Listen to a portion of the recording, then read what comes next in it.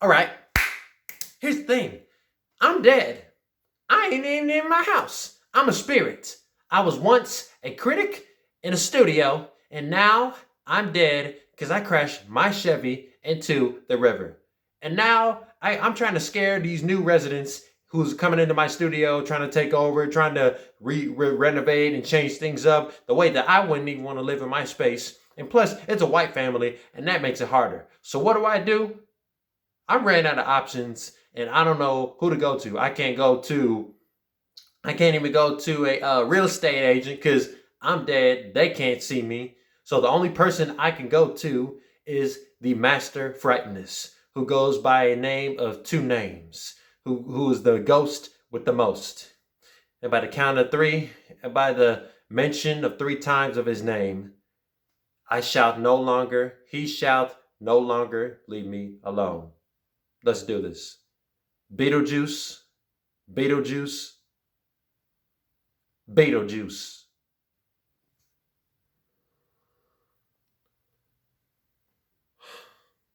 Hey, it's uncomfortable, but this is all I can work with right now.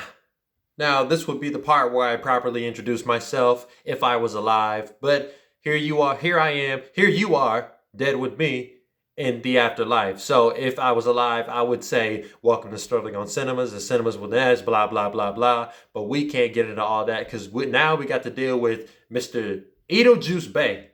All right? Now, also, if I was alive, I would say subscribe, comment, like, share, all that other usual cliche YouTube talk, all that. Anyway, let's get started. Let's do a rundown. So after Barbara and Adam Maitland, played by Alec Baldwin, and Geena Davis, die in a car accident, they find themselves stuck haunting their country residence, unable to leave the house. When the unbearable Deetzes, Catherine O'Hara, and Jeffrey Jones and teenage daughter Lydia, played by Winona Ryder, buy the home, the Maitlands attempt to scare them away without success. So their efforts, kind of like mine, attract Beetlejuice, Michael Keaton, a rambunctious spirit whose help quickly becomes dangerous for the Maitlands and innocent Lydia. Now, Beetlejuice is Tim Burton's second feature film that establishes the other half of his filmmaking essence. If Pee Wee Herman established the bright weirdness, the bright side of the weirdness, this is the movie that embraces the dark, the gothic, and the grotesque. Beetlejuice would not be his most eye-boggling story to stick to our brains, but it solidifies everything that we would come to expect from this visionary director. The story of Beetlejuice would essentially be the anti-Poltergeist. I know I'm the only one, but that's okay. I had to put it out there.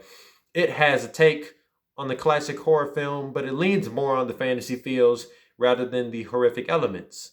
The whole scenario of ghosts haunting the residents in the house is slightly twisted and has more of a comedic effect, with the ghosts being previous owners of the house, and every attempt to try to scare the residents does not work.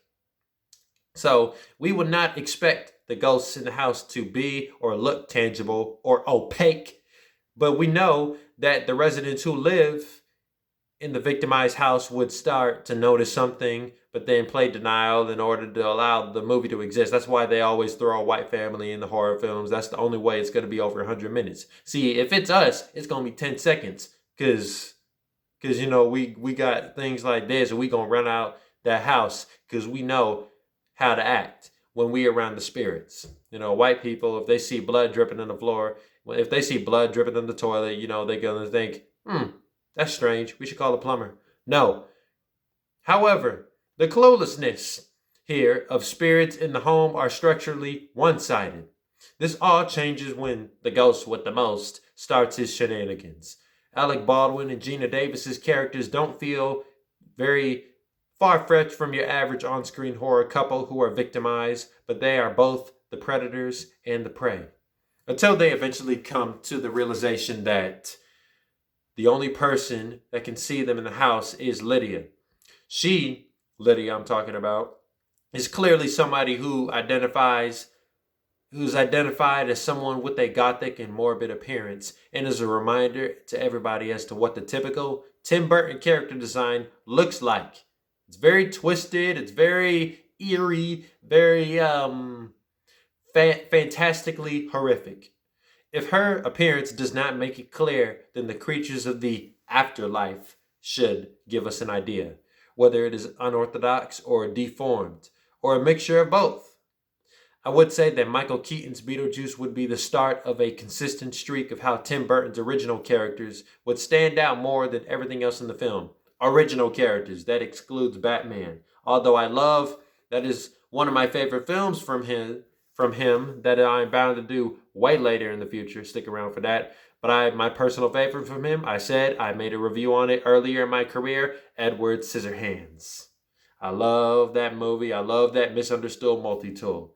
And I love every time when he collaborates with Johnny Depp, because when those two get together, whether it is, no, not Mike, I was about to say whether it's Michael Keaton or Johnny Depp, no. When Tim Burton and Johnny Depp get together, you don't know what to expect but the eccentric of the most eccentricism. Rotten Tomatoes gives it an 85% on recommendation. All in all, Beetlejuice, I don't know if it was just me or the movie, but Beetlejuice did everything that it was supposed to by showing us all of Tim Burton's true colors through the Danny Elfman score. Never gets old. Danny Elfman's music, his usage of piano keys is so amazing and it's so chilling. The radical looking set pieces, the bizarre visuals, and everything else in between.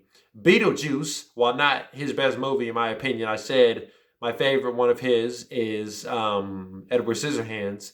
This one deserves a good score, a C, 7 SOs out of 10. But that is my take on the Beetlejuice movie, while here being in the afterlife at what once was the place and the refuge of this couple, and now I am residing in. But you can let me know what your opinion on this ghoul is in the comments below. And I will see you guys next week with the next Halloween special.